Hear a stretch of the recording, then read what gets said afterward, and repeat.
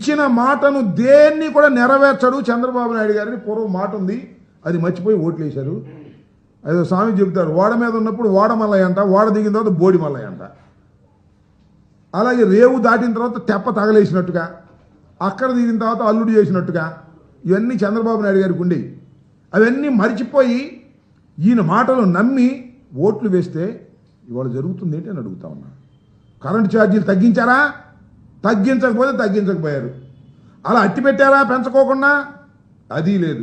విపరీతంగా ఛార్జీలు పెంచేటటువంటి కార్యక్రమం చేస్తున్నారు. బాధుడే బాధుడు, ఇది చంద్రబాబు నాయుడు గారి డైలాగ్ గుర్తుందా మీకు? ఇంతకుముందు బాధుడే బాధుడు, బాధుడే బాధుడు అని చెప్పుకొచ్చాడు. ఇవాళ సావబాధుడు, ఇవాళ బాధుడే బాధుడు. 6 నెలలకే ఇవాళ 15,485 కోట్ల రూపాయలు ప్రజల మీద భారం వేశారు. నవంబర్లో 6,000 కోట్ల బిల్లు. అలాగే వచ్చే నెల నుంచి 9,412 కోట్ల రూపాయలు పెంచేటటువంటి కార్యక్రమం. విద్యుత్ వినియోగదారుల మీద, గృహ వినియోగదారుల మీద 25% నుంచి 55% అర్ధంతరంగా పెంచేసి ఇవాళ చంద్రబాబు నాయుడు గారు ప్రజలను కసి తీర్చుకునేటువంటి కార్యక్రమం చేస్తున్నాడు. ఇది చాలా దురదృష్టకరమని మనవి చేస్తున్నా. అంతేకాదు, ఇంకొక విషయం చెప్తా ఇక్కడ మీకు. స్మార్ట్ మీటర్లు బిగిస్తున్నాం వైఎస్ఆర్ కాంగ్రెస్ పార్టీ అధికారంలో ఉన్నప్పుడు. స్మార్ట్ మీటర్లు బిగిస్తే రైతులకు అన్యాయం జరిగిద్ది అన్నారు. అసలు స్మార్ట్ మీటర్లు పాల్గొట్టేమన్నాడు సాక్షాత్ ఇవాళ ఉన్న విద్యాశాఖ మంత్రి గారు. రైతులు ఏమి హెచ్చరించారంటే, రెచ్చగొట్టారంటే, స్మార్ట్ మీటర్లు పగలగొట్టేసేయండి, స్మార్ట్ మీటర్ల వల్ల నష్టం జరుగుతుంది, జగన్మోహన్ రెడ్డి గారు రైతులకు ద్రోహం చేస్తున్నాడు కాబట్టి పగలగొట్టేయమన్నారు. వాళ్ళు ఏం చేస్తున్నారండి నాకు అర్థం కాలే. మళ్ళా ఇవాళ స్మార్ట్ మీటర్లు బిగించేటటువంటి కార్యక్రమం చేస్తున్నారా లేదా ఈ ప్రభుత్వం?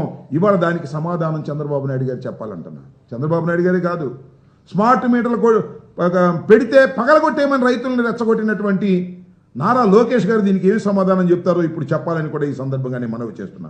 విపరీతమైన బాధుడు కార్యక్రమాన్ని ఇవాళ రాష్ట్రంలో చంద్రబాబు నాయుడు గారు ప్రవేశపెట్టబోతున్నాడు. అంతేకాదు, విన్నారు కదా మధ్య రోడ్లు, హైవేలు కాదు, ఇక గ్రామాల్లో ఉన్న రోడ్లు కూడా పబ్లిక్ ప్రైవేట్ పార్ట్నర్షిప్ మీద పిలవబోతున్నారు. కొన్ని రోడ్లు సెలెక్ట్ చేసుకున్నారు. అంటే కారు బయటకు తీస్తే టోల్ కట్టాల్సిందే, హైవే ఎక్కాల్సిన అవసరంలా.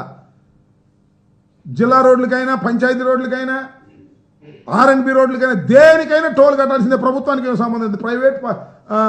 పబ్లిక్ ప్రైవేట్ పార్ట్నర్షిప్తో దోచిపెట్టేటటువంటి కార్యక్రమాలు చేస్తున్నారు.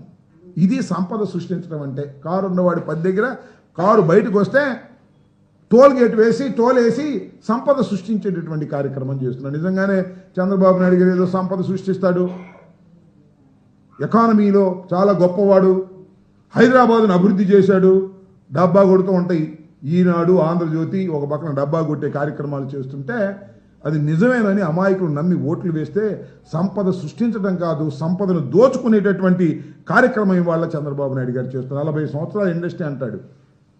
14 సంవత్సరాలు సుదీర్ఘకాలం నేను ముఖ్యమంత్రిగా పనిచేశాను అని చెబుతున్నటువంటి చంద్రబాబు నాయుడు గారు ఇవాళ సంపద సృష్టించడం పోయి సంపదను దోచుకునేటటువంటి కార్యక్రమం చేస్తున్నాడు. ఆయన కాలంలో సంపద సృష్టించాడు. ఎలాగో తెలుసా మీకు? ప్రైవేట్ రంగ సంస్థలు అమ్మేశాడు, పప్పు బెల్లాలకు అమ్మేశాడు. ప్రైవేటు సంస్థల్ని పప్పు బెల్లాలకు అమ్మేసి ఎవరికి అమ్మాడు? తనకు కావాల్సిన వాళ్ళకి అమ్ముకున్నాడు. అమ్ముకొని వాళ్ళ దగ్గర డబ్బులు తీసుకున్నాడు. డబ్బులు తీసుకుని ఆయన సంపద సృష్టించుకున్నాడు. ప్రైవేట్ రంగంలో ఉన్న సంస్థలన్నీ అమ్మేసి, ప్రభుత్వ రంగంలో ఉన్న సంస్థలన్నీ అమ్మేసి ప్రభుత్వ ఖజానాకు తీసుకొచ్చినట్టుగా నాటకం ఆడినటువంటి సందర్భాలు ఉన్నాయి.